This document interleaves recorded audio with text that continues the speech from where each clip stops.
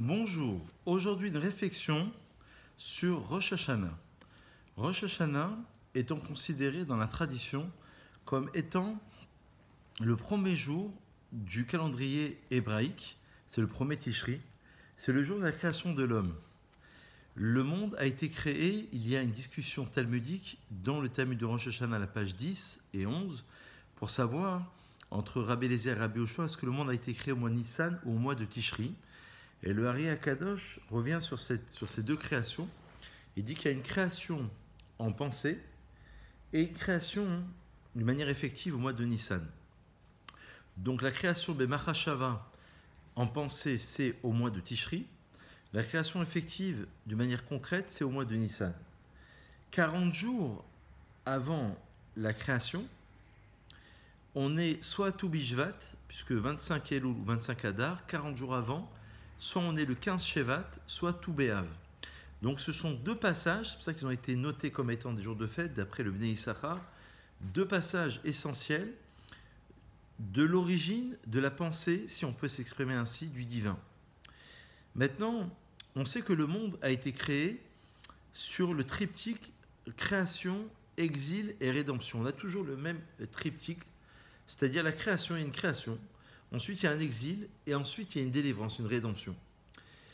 On sait que Rosh Hashanah, ce qui caractérise Rosh Hashanah essentiellement, c'est non seulement le premier jour de l'année, mais c'est le jour du jugement. Je vous rappelle le Talmud dans Sanhedrin à la page 38 qui explique les 12 heures de la création de l'homme en disant que le même jour où il a fauté, donc c'est le péché de l'origine, je vous renvoie à notre cours sur Bereshit, c'est le même jour où l'homme, c'est-à-dire Adam Arishon, a fait Teshuvah. Donc, on peut dire que d'après ce passage talmudique, la première raison de Rosh Hashanah, pourquoi c'est le jour du jugement, parce que, d'ailleurs, entre parenthèses, le jour du jugement n'intervient pas dans la Torah.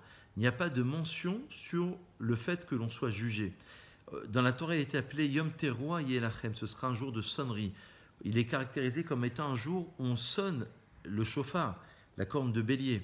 Mais il n'y a pas d'indication précise dans le texte pour considérer que c'est un jour de jugement. Mais nous savons par tradition talmudique et de nos rabbins que Rosh Hashanah représente et le jour symbolique comme étant le jour de la création de l'homme, où l'homme va fauter et l'homme va s'amender, donc va faire Teshuvah. Donc on a un petit peu ce cryptique de création, exil, Nar Vana Tiye Ba'aretz, c'est la fameuse klala, la fameuse malédiction, tu seras errant sur la terre, l'exil et ensuite la rédemption.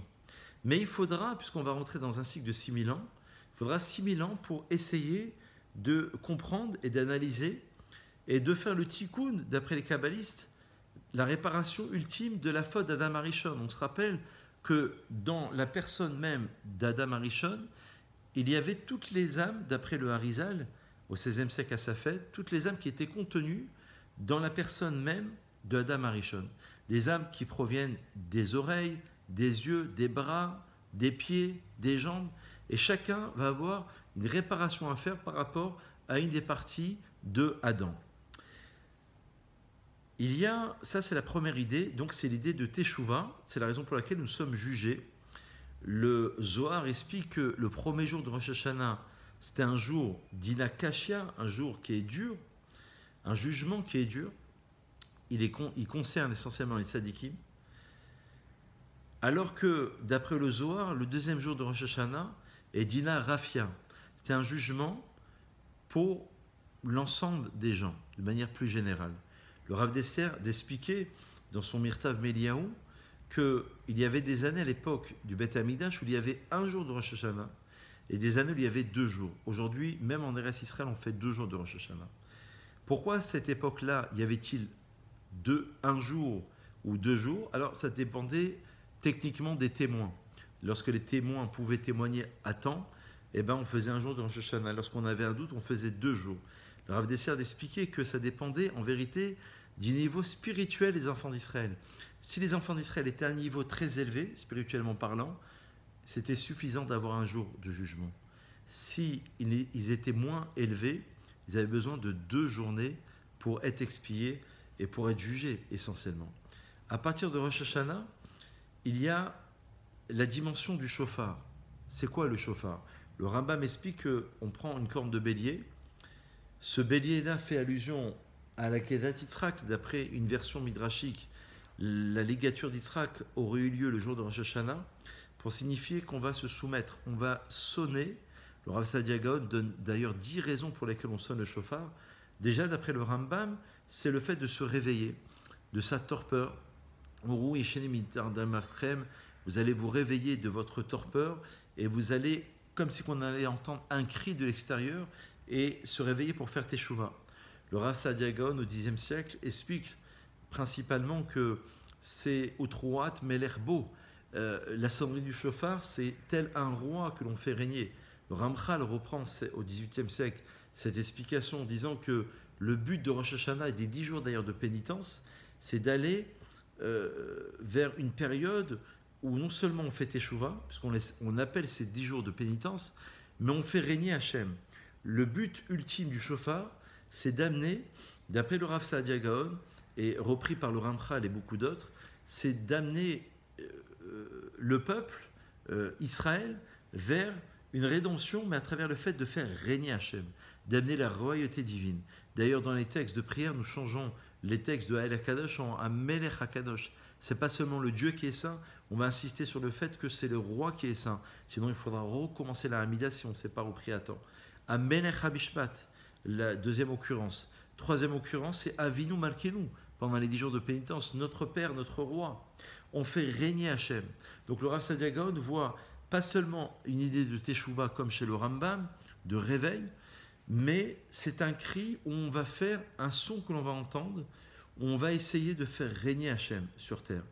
On pourrait aussi trouver notre explication en disant que ce cri provient de l'intériorité même de l'âme. Le shofar, il est au-delà de la prière, au-delà des mots que l'on peut prononcer. Et donc, ce shofar-là va consacrer l'être humain à travers sa divinité, à travers sa spiritualité, à travers son individualité. On va essayer d'aller retrouver au fond de nous-mêmes toute la dimension divine. On va essayer de se réveiller. Et donc c'est ça faire régner Hachem. C'est quelque part se soumettre justement à Hachem. Et pour conclure, le Gaon de Vilna explique dans son commentaire sur la Torah, Aderet Eliyahu sur Bereshit, il écrit que les 10 jours si particuliers et si intenses au niveau spirituel, donc de Rosh Hashanah jusqu'à Kippour, sont les jours clés qui vont façonner tous les jours de l'année. Nous savons que le calendrier juif est fondé sur la lune et sur le soleil. Les mois sont lunaires, mais l'année est solaire. Donc, au bout de 3 ans, il y a parfois un décalage entre les deux. Mais il explique que le monde et l'homme furent créés à Rosh Hashanah. C'est ce que nous commémorons ce jour, le jour de Rosh Hashanah, l'anniversaire de la création. Puis, à la suite de la faute d'Adam, le monde a connu une grave dégradation. Donc, ces Rosh Hashanah et Kippour représentent les 2 dimensions du monde et de l'homme, à leur état premier, puis corrigé à Kippour. C'est ça.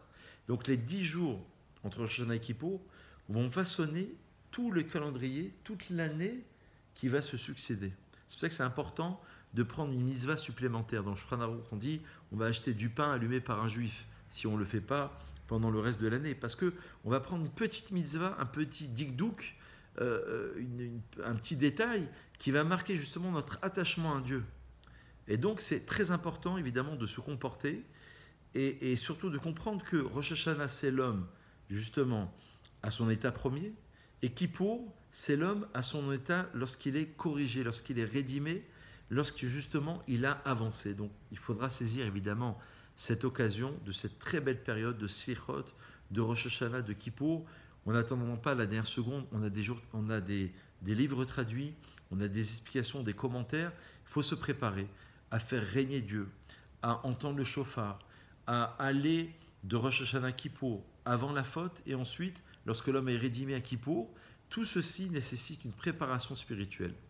Bonne réflexion à vous tous et à très vite.